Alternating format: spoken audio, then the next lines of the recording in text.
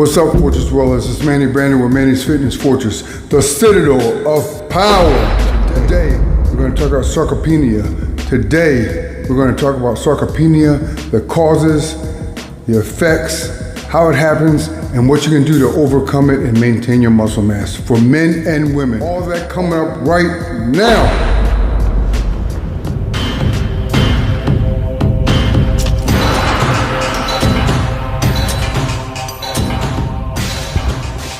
What's up, Fortress Dwellers?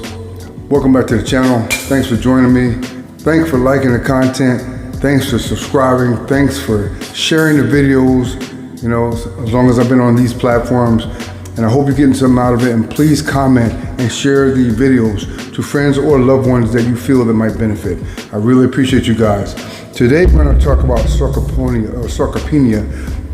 I keep on mispronouncing it. And being a bodybuilder, I studied this term, I learned a lot about it.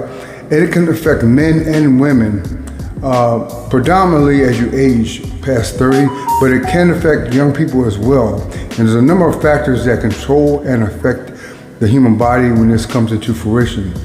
But we're gonna start at the top. For bodybuilders, people that are in competition or have that type of size-related physique, the physique that has that bodybuilder related size, often experience sarcopenia starting in the legs. Usually the legs are the first to go, all right? And the thing about that is you wanna maintain physical activity, intense leg workouts, leg training sessions to try to stave that off. And mainly the sweep on the sides of the thighs is the first thing to go. Your legs become straight up and down. They'll have the definition and the separation in the middle or the top, the front of the legs, but that sweep will disappear. To avoid that, it's often beneficial to maintain heavy leg training or intense leg training through your 30s and 40s. And after doing that, when doing that, you will most likely retain most of your mass. But we're going to get into all of this. So first thing is your leg size is reduced. This is for men and women. We're gonna go into later how estrogen affects sarcopenia in women and testosterone, among other factors, affected in men. So due to the aging process, everybody experiences sarcopenia, whether in resistance training, whether they're an athlete or not. It's just that people who don't exercise, who are more physically, impeding, or they're just, not active at all, they will experience it likely a lot more. People who are sedentary, it's like 10 times fold for them. You want to maintain some type of movement, but if you're an athlete, a bodybuilder or a strength athlete, then you have to do is you have to remember when you take these long breaks.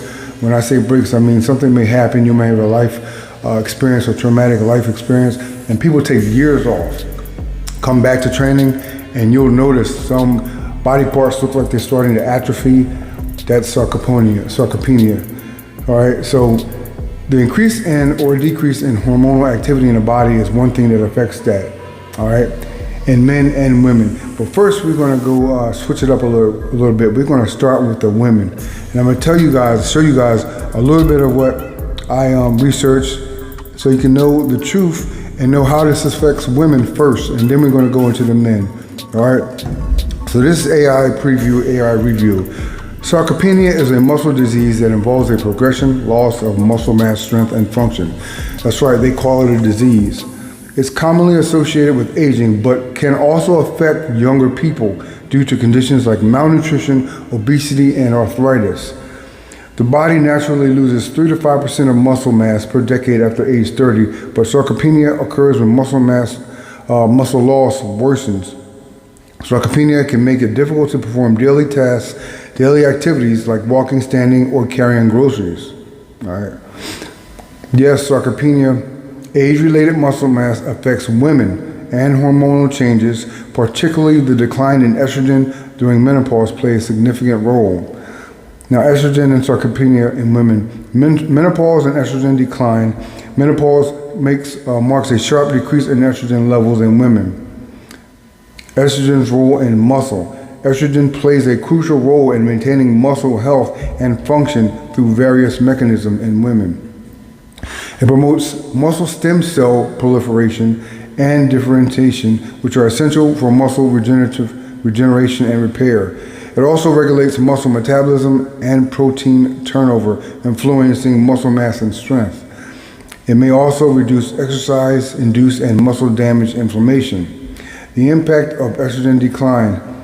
The decline in estrogen after menopause can disrupt these processes, contributing to accelerated muscle loss and weakness, and this can increase the risk of sarcopenia and related problems. While estrogen deficiency is a significant factor, it is important to remember that sarcopenia is a complex condition with multiple potential causes, including inadequate protein intake, lack of physical activity, mitochondrial dysfunction, chronic inflammation, increase of cortisol, low vitamin D intake, insulin resistance, DHEA, growth hormone, and insulin-like growth factor 1, IGF-1. The management and treatment. Resistance training and adequate protein intake are primary methods for managing sarcopenia in both men and women. I'm going to repeat that. Resistance training and adequate protein intake are the primary methods for managing sarcopenia in both men and women. All right, hormone replacement therapy may be an option for some women. It's recommended to discuss with a healthcare professional considering the potential benefits and risks. Addressing sarcopenia early is important for preventing disability and maintaining independence as people age. All right, that's primarily info for the women.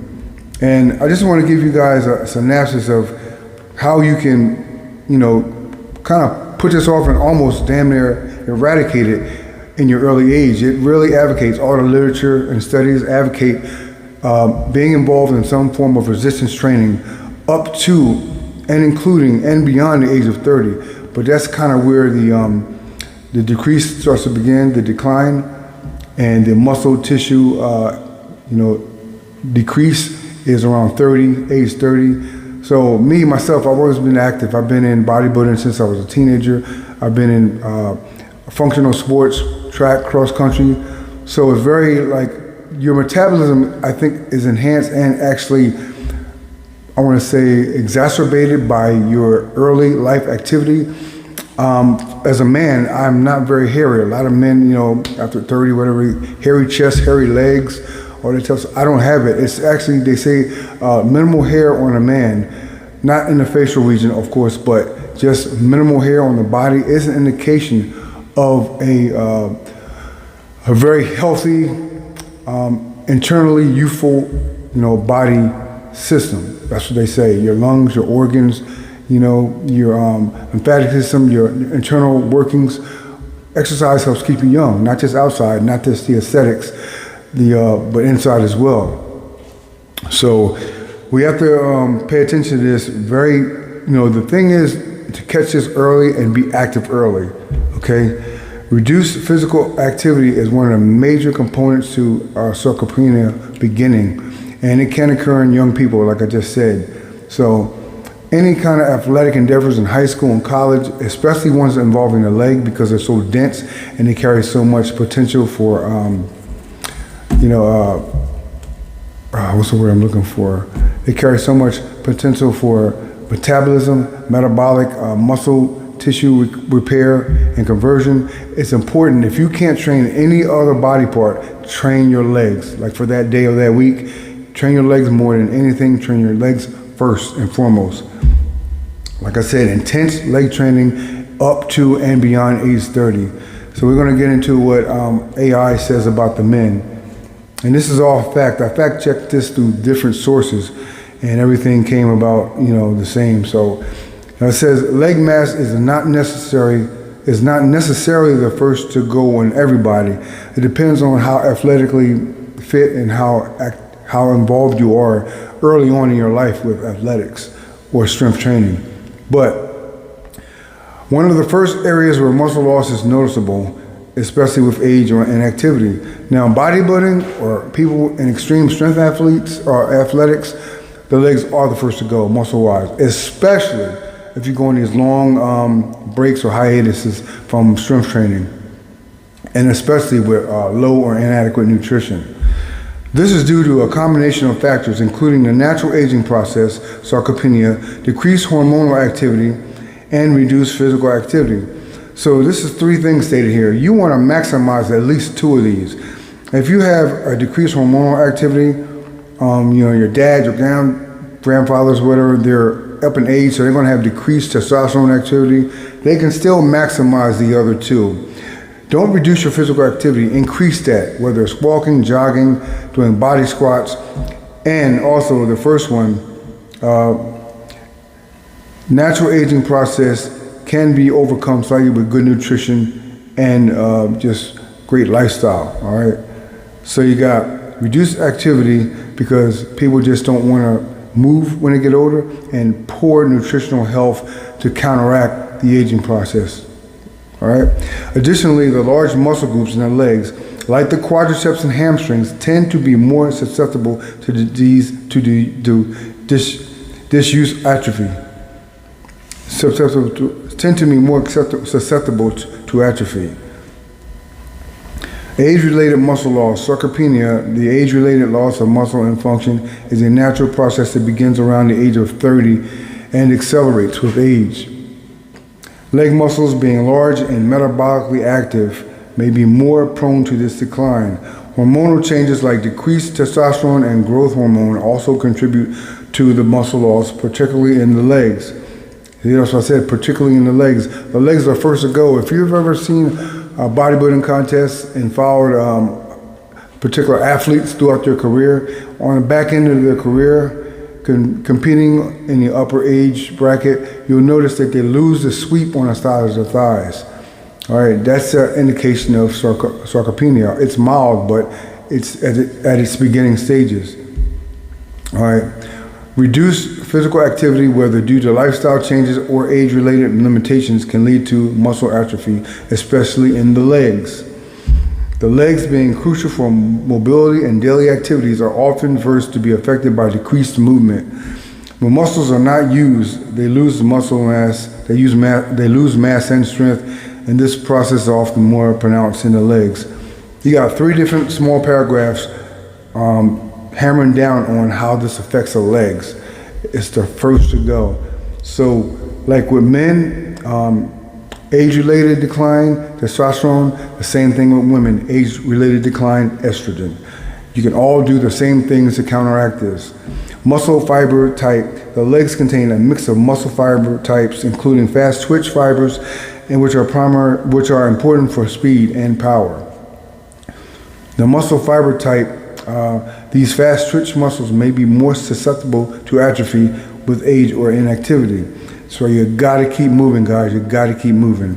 Hormonal changes.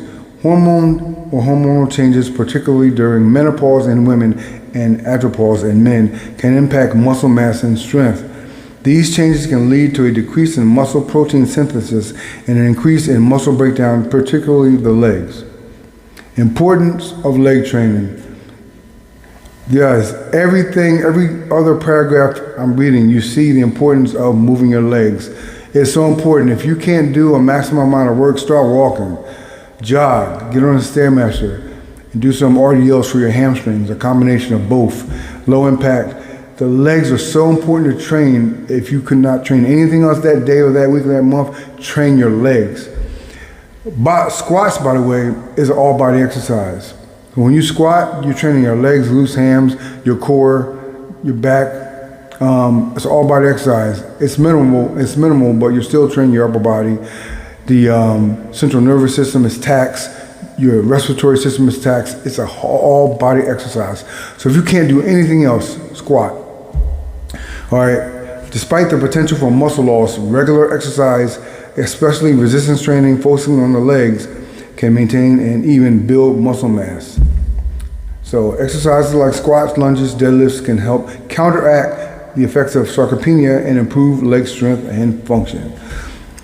So guys, on our day-to-day lives, soccer moms, football dads, work here, parties, traveling, business trips, everything we got going on, that, you know, it just seems to always take time away from our self-care. Make yourself first. Make yourself a priority.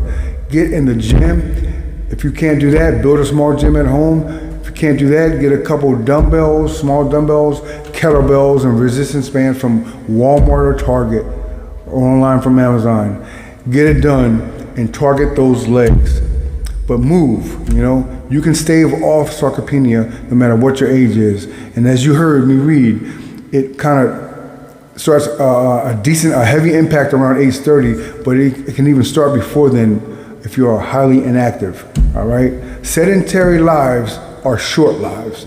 Move. I hope you guys enjoyed this video. Come back for more. Make sure you subscribe, like, share the video, and tell me what you want me to talk about next. Thanks, and I'll see you in the next video. Booyah!